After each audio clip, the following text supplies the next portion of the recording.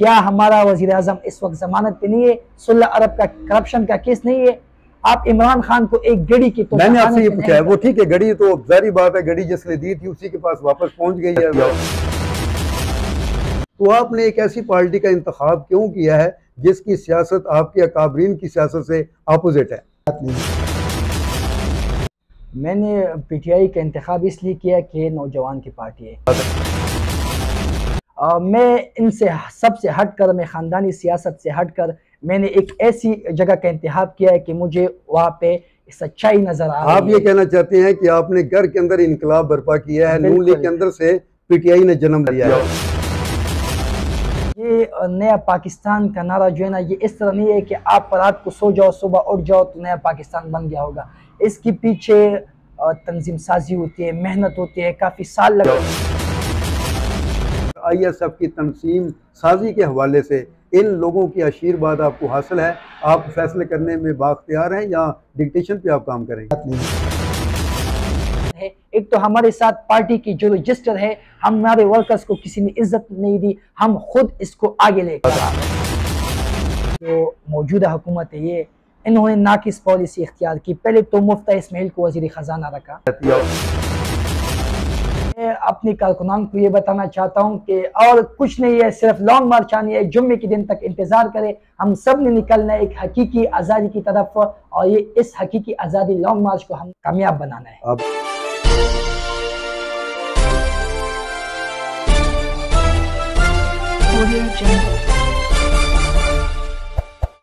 बिस्मिल्लाहिर्रहमानिर्रहीम। हंगू हेडलाइन के programme talk show में आज हमारी मेहमान शख्सियत हैं कौसर मुनीर औरकज़ई।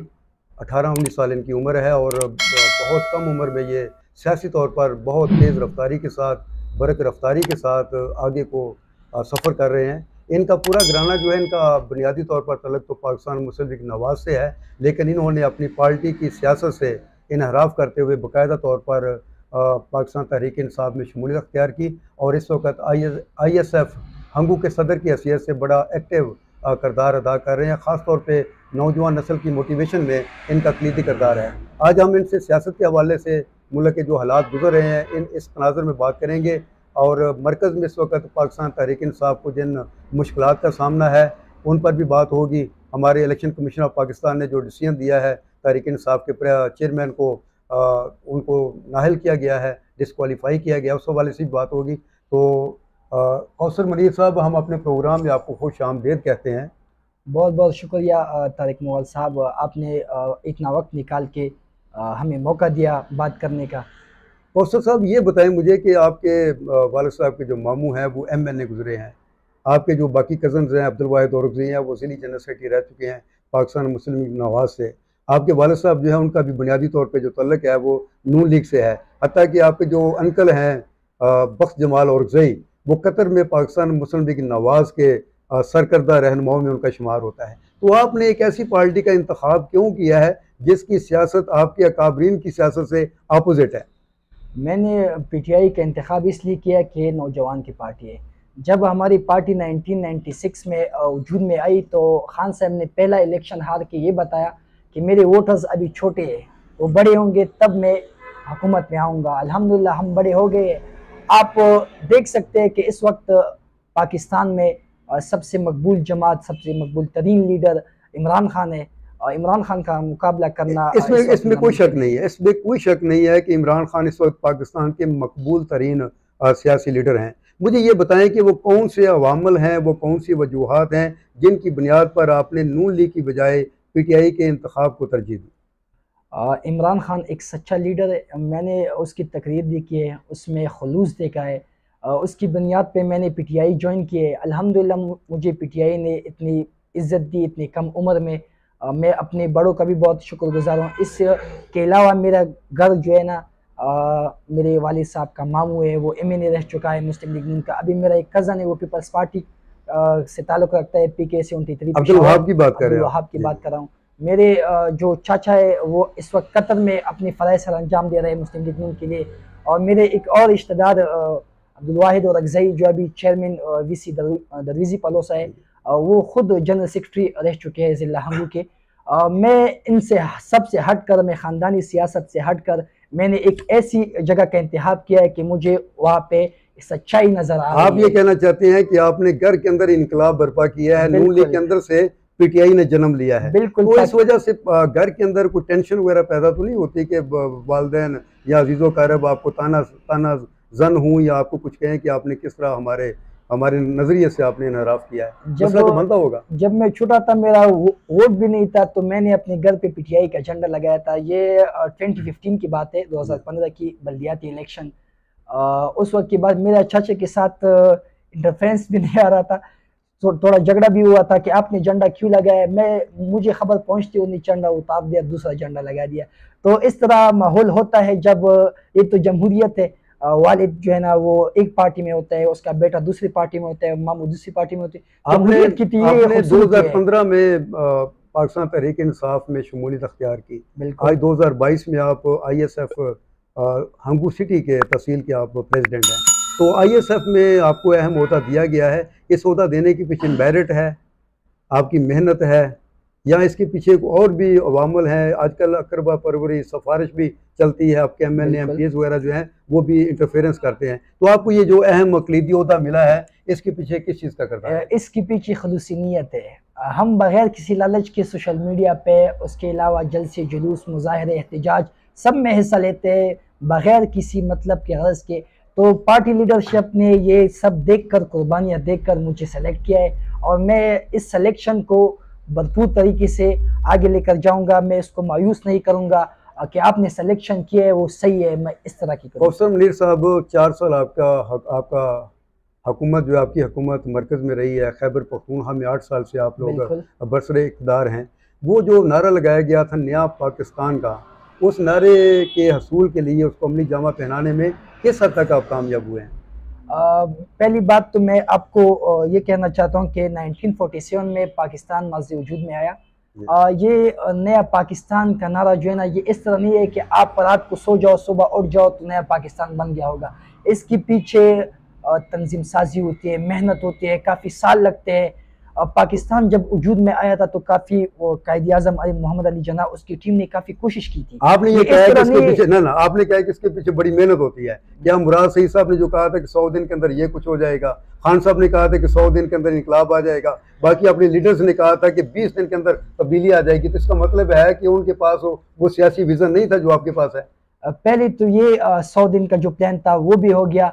हम पहली बार विफाक में हुकूमत में आए थे, हमारा कोई तजुर्बा नहीं था। हमने सिर्फ कोशिश की है नया पाकिस्तान इन रूल को तब्दील करने के लिए। जो पुराना पाकिस्तान है, आप इस वक्त देख सकते हैं कि पाकिस्तान की तमाम सियासी पार्टियां एक प्लेटफॉर्म की पे खड़ी है अकेले इमरान खान के साथ मुकाबला करने के लिए। पिछली ज़िमनी इलेक्शन भी आपने रिजल्ट देखे कि आप सहूलतकार प्लस 13 पार्टियां, ये एक तरफ है, वाहिद इमरान खान ये दूसरी तरफ है। इस बात से मैं इत्तेफाक नहीं करता। आप कह रहे हैं वाहिद इमरान खान के साथ काफ लीग उनके साथ खड़ी थी, उनके साथ 2-3 और पार्टियां भी उनके साथ इलेक्शन में उनके साथ, हत्ता कि जमात इस्लामी ने भी बाज़ मकामात पर उनको सपोर्ट किया। तो आप ये तो ना कहें कि वो अकेले हैं और सारी सियासी जमातें एक तरफ हैं। ये मुझे बताएं कि 4 सालों में आपने अपने एजेंडे पे किस किस एजेंडे पे आपने काम किया है? क्या मेरिट आया है?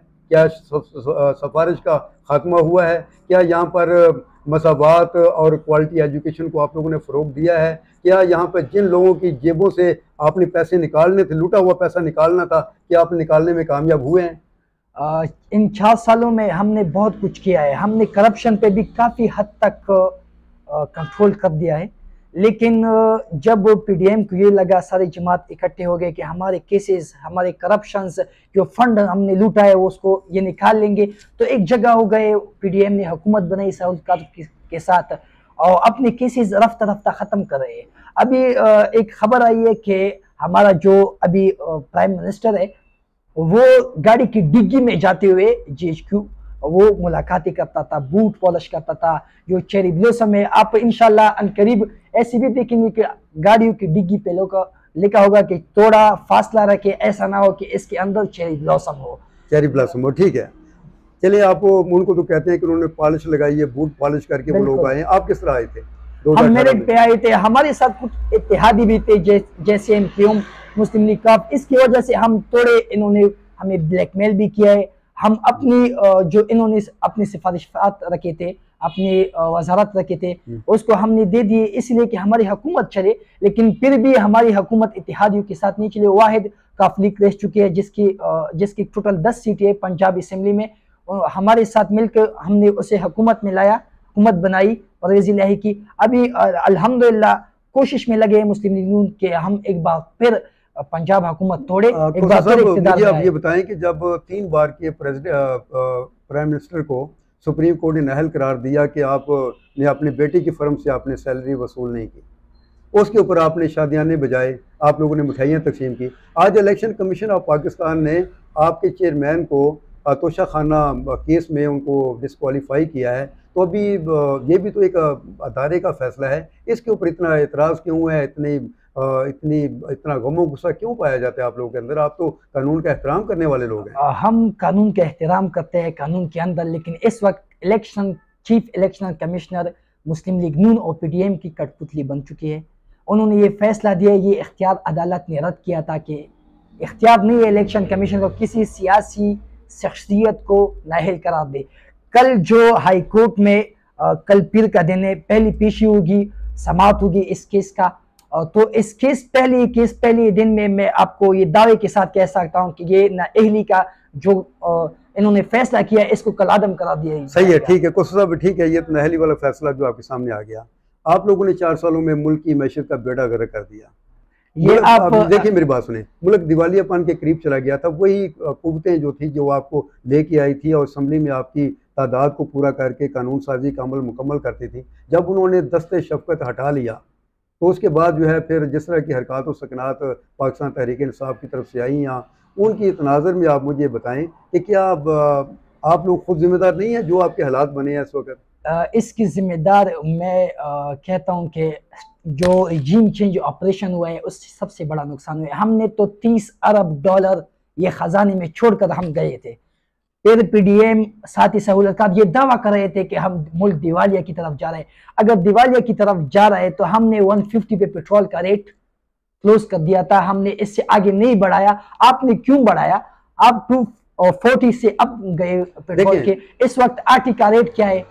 गरीब अवाम क्या कर रही है? मीर साहब, आटे का जो रेट है वो सबके सामने है, इस बात को आप छोड़ दें। आप मुझे ये बताएं कि खैबर पख्तूनख्वा को आप ले लें, 8 साल से आपकी हुकूमत है, कोई मुखालफत नहीं है, कोई मज़ामत नहीं है, कोई साजिश नहीं है। 8 सालों में करप्शन जो है वो डबल हुई है।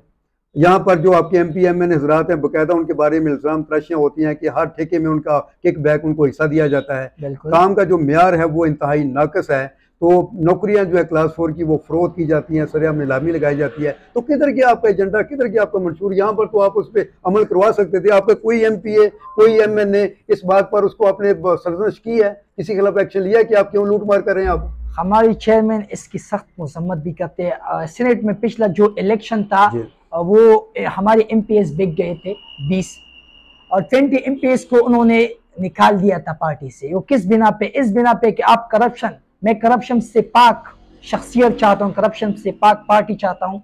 ये ऐसा नहीं है कि करप्शन के लोग हम अपने साथ रखते नहीं, जब उस पर करप्शन साबित हो, दावे तो हर कोई कर सकता है। इस वक्त इमरान खान को भी सादिक और अमीन का लकब नहीं दिया जा रहा है। जो हमारे साथ अपोजिशन की हुकूमत में भाई है, जो जमीयत के हैं, पीपल्स पार्टी के हैं, मुस्लिम लीग नून और इसके साथ और पार्टियां, वो ये दावा करे कि आपका कप्तान करप्शन है। क्या तोशाखाना केस 1947 से लेकर अब तक किसी ने तोशाखाना की जो तहाइफ थे वो अपने पास नहीं रखी? ये 3 बार वज़ीर-ए-आज़म रखे हैं, बिल्कुल रखे हैं। नवाज शरीफ ने रखे हैं, यूसुफ रज़ा गिलानी ने इनको इस्तेमाल किया है, आसिफ ज़रदारी ने भी किया है, लेकिन उन्होंने कभी ये नहीं कहा कि मैं ईमानदार हूँ। उन्होंने कभी ये नहीं कहा कि मैं जो है ना रियासत मदीना बना रहा हूँ। जो आदमी एक स्लोगन लगा रहा है रियासत मदीना बनाने का, उसको तो कम से कम इन चीज़ों से एतराज़ करना चाहिए था। हमारे खान साहब की हर तकरीर में इस्लामी टच होता है। क्यों होता है? वो ईमानदार है। इस वक्त उसकी उम्र 70 साल है, वो फिर भी एक प्लेटफॉर्म पे लड़ रहे हैं नौजवान की तरह। उसका स्टेमिना है। हम भी नौजवान है, हम उसके साथ तब तक लड़ेंगे जब तक ये हकीकी आज़ादी हमारा ख्वाब है ये पूरा नहीं होगा। अच्छा, ये मुझे बताएं आप कि आपको हम ज़िली सतह पे आते हैं। डिस्ट्रिक्ट अंगू में आपके नदीम ख्याल और गज़ई साहब उस वक्त MNA इलेक्ट हुए हैं जब उनको पता था कि असम्बली में उन्होंने नहीं जाना, लेकिन अवाम ने उन पर इत्मीनान का इज़हार किया। आपके यहाँ पर शाह फैसल दूसरी बार बासानी रुकन सूबाई असम्बली इलेक्ट हुए और यहाँ पर उनका तल्लुक पाकिस्तान तहरीक इंसाफ से है। ज़ोहर शाकिर आपके एडवाइज़र टू CM हैं ज़ुकात व उशर। आप बताएं कि ज़िला हंगू में ख़ास तौर पर ISF की तनसीम साजी के हवाले से इन लोगों की आशीर्वाद आपको हासिल है, आप फैसले करने में बाख्तियार हैं या डिक्टेशन पे आप काम करेंगे? नहीं, मैं फैसले करने में बाख्तियार हूँ। और पिछले जो आपने देखा था, पिछले 3-4 दिन पहले हमने MNA नदीम ख्याल साहब के साथ एक कन्वेंशन किया था। उन्होंने हमें ये इख्तियार भी दिया कि आप 2.5 करोड़ फंड तहसील हंगू और 2.5 करोड़ तहसील टल, ये ISF के नौजवानों के हाथों पे हम तरक्याती काम करेंगे, हमें बाख्तियार किया जा रहा है। इससे पहले ISF को किसी ने तवज्जो नहीं दी थी। हमारे साथ MP शाह फैसल खान भी राब्ते में, ज़ोहर शाकिर भी राब्ते में, जो हमारी एक जनरल सेक्रेटरी है, दूसरा जिला हंगू के सदर है। आपका मैंडेट क्या है, आप क्या करना चाहते हैं? बीइंग प्रेसिडेंट ऑफ ISF तहसील हंगू, आप तहसील हंगू में नौजवानों में पार्टी को मोटिवेट रखने के लिए, पार्टी को फाल और मजबूत बनाने के लिए आप क्या स्टेप उठाने का इरादा रखते हैं? हमने तो पिछले दिनों में 2 दिन कैंप लगाया था। इस वक्त हमारा ये इरादा है कि हम 24 यानी कल से हम विलेज काउंसिल की सतह पे जाएंगे, कैबिनेट बनाएंगे, तंजीम साजी करेंगे। 32-35 जो हमारे साथ मेंबर्स वो विलेज काउंसिल से हम अपने साथ रजिस्टर करेंगे, उसका बाकायदा नोटिफिकेशन करेंगे। तहसील हंगू में 36 विलेज काउंसिल है, टोटल 62 विलेज काउंसिल ज़िला हंगू में। हम इन सब से ये तंजीम साजी करके हम एक मुनज़्ज़म तंजीम की तरफ गामज़न है। एक तो हमारे साथ पार्टी की जो रजिस्टर है, हमारे वर्कर्स को किसी ने इज्जत नहीं दी, हम खुद इसको आगे लेकर आना। सदर साहब ये बताएं, अभी हम मौजूदा हालात की तरफ चलते हैं। खान साहब ने बाकायदा तौर पर जुमे के दिन लॉन्ग मार्च के हवाले से ख़त्मी तारीख देने का ऐलान कर रखा है। लॉन्ग मार्च को कामयाब बनाने के लिए PTI की क्या स्ट्रेटजी है और ज़िला हंगू इस ज़िमन में क्या किरदार अदा करेगा लॉन्ग मार्च के हवाले से? मेरे ख्याल से ज़िला हंगू के नुमाइंदगान को 60,000 यानी 6,000 लोगों का टास्क मिला है कि आपने ज़िले से ये निकालने हैं। तो हम उस पे लगे, हमारी ISF भी कोशिश कर रही है, यूथ विंग भी कोशिश कर रही है, इसके साथ मदर विंग और इसके अलावा MPs, MNAs, साथी वर्कर्स, सीनियर्स और रहनुमाज सब कोशिश कर रहे हैं कि हम किसी न किसी तरह इस लॉन्ग मार्च को कामयाब बना सके। अगर आपने सोचा इमरान खान ने जुम्मे का दिन क्यों दिया है, इसलिए दिया है कि उससे पहले एक तो ये नाअहली का जो फैसला ये कल आदम करार दिया जाएगा। दूसरी बात, ये हुकूमत को अल्टीमेटम है, अगर वो समझ जाए कि हम हुकूमत से निकल जाए, डेट दे दे इलेक्शन का। अगर नहीं दिया तो हालात आपके सामने, हम KP में भी हमारी हुकूमत है, पंजाब में भी है, गिलगित बल्तिस्तान में भी है, कश्मीर है, तो इस्लामाबाद एक 22 या 27 किलोमीटर का रकबा ये हमारे बीच में आता है। मुझे एक बात बताएं, आप फ्रेश इलेक्शन चाहते हैं, तो अगर आप provincial assembly Punjab, provincial assembly Khyber Pakhtunkhwa, इनको आप डिसॉल्व कर दें तो इलेक्शन के रास्ते हमवार हो जाते हैं, आप ये स्टेप क्यों नहीं उठाते? ये हमारे साथ ऑप्शंस है। पिछले जो इजलास में उसमें इमरान खान को ये तजवीज़ दी गई थी कि आप डिसॉल्व करें, KP हुकूमत, पंजाब हुकूमत डिसॉल्व करें, ये खुद ब खुद आ जाएंगे। लेकिन मेरे ख्याल में खान साहब ने शायद ये सोचा रखा होगा कि लॉन्ग मार्च के बाद शायद हमारी ये आखिरी कोशिश होगी जो हुकूमत की गिराने के लिए इलेक्शन की तरफ जाने। पाकिस्तान इस वक्त जिन दाखिली सियासी, मुआशी और मुआशरती मसाइल से दो चार है, इनसे पाकिस्तान को बाहर निकालने के लिए और कौम को एक इसतराबी और हिजानी कैफियत से निकालने के लिए आपके पास क्या सोचने, क्या होना चाहिए? इनका सबसे बड़ा जिम्मेदार मेरे ख्याल में जो मौजूदा हुकूमत है, ये इन्होंने नाकिस पॉलिसी इख्तियार की। पहले तो मुफ्ता इस्माइल को वज़ीर ख़जाना रखा, जो इनकी नाकिस पॉलिसी थी। एक दिन रात को ये कुछ पैसे पेट्रोल आसान कर देते हैं, सुबह जब उठते हो तो 1.5 रुपये इन्होंने पेट्रोल महंगा कर दिया होता है। अभी जो हमारा मौजूदा वज़ीर ख़जाना है इसहाक डार, वो एक मफरूर मुलजिम है, जमानत पे है, वो लंदन में बैठकर हमारे ऊपर वज़ीर ख़जाना का एक जो किरदार है वो अदा कर रहे हैं। क्या हमारा वज़ीर आज़म इस वक्त जमानत पे नहीं है? 16 अरब का करप्शन का केस नहीं है? आप इमरान खान को एक गड़ी की, तो मैंने आपसे ये पूछा है, वो ठीक है, गड़ी तो जारी बात है, गड़ी जिसने दी थी उसी के पास वापस पहुंच गई है, इतराज तो होगा ना लोगों का। बिल्कुल। आप मुझे ये बताएं, आपके इस वक्त जो पाकिस्तान के हालात बने हैं, इनका हल क्या है? इन हालात से बाहर निकलने का हल सोशल में आपसे पूछ रहा हूँ। हम तो ये कह रहे हैं कि सब आए, मिलकर बैठे, हम इलेक्शन की तरफ जाए, एक नया हुकूमत आए, लोगों को, आवाम को सेलेक्ट करने दे कि किसको हुकूमत में ले आते हैं। फिर जो भी हुकूमत आए पूरी जोर से आए, यानी किसी के इत्तेहाद में ना आए। तो एक हुकूमत जो है ना वो अपने आप पे यानी किसी इत्तेहादी के बगैर जब वो हुकूमत बनाते हैं तो वो बाइख्तियार हो जाते हैं और वो जो भी फैसला करते हैं वो एक अच्छी तरीके से आगे ले जाते हैं। और साहब हम अपने इंटरव्यू को हम आखिरी लम्हात में हम जा रहे हैं, ये बताएं कि आप बाकी जिला हंगू के अवाम को तो क्या कह रहे हैं कि आप पीटीआई बैठ के निशान पर आप सब मुतहद हो जाएं। आपकी कोशिशों से आपकी फैमिली में कितने लोग पीटीआई में शामिल हुए हैं? पिछले इलेक्शन में तो अभी भी सब मुस्लिम लीग नून में है, लेकिन पिछला इलेक्शन जो बल्दियाती हुए मैंने खुद उन्हें कन्विंस किया था, वो मुस्लिम लीग में रह कर भी उन्होंने बल्ले पे टप्पा लगाया है। तो आप इससे अंदाजा लगा सकते हैं कि मैंने अपनी फैमिली को एक सही राह तरफ गामजन किया है। मेरी कोशिश है कि मेरे जो वालिद मुहतरम है, साथ ही हमारे एक्स जनरल सेक्रेटरी जिला हंगू चेयरमैन अब्दुल वाहिद साहब है, इन सबको मैं हकीकी रास्ते की तरफ ले आऊं कि अब आपका दौर खत्म हो चुका है, अब हमारा दौर है। हम पिछली हुकूमत में भी आए थे, मकबूल तरीन इस वक्त पार्टी है हमारी, हमारा दौर है, अगले 5 साल के लिए फिर हम आएंगे।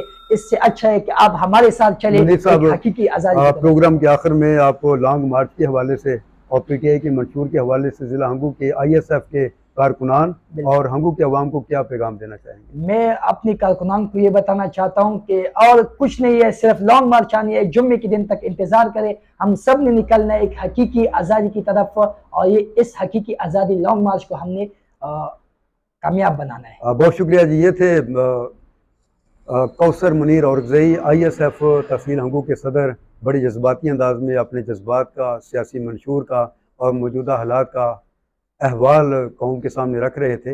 इंशाल्लाह अगले प्रोग्राम में एक नए मेहमान के साथ आपकी खिदमत में हाजिर होंगे। उस वक्त तक के लिए मंजूर को इजाज़त दें। खुदा हाफ़िज़।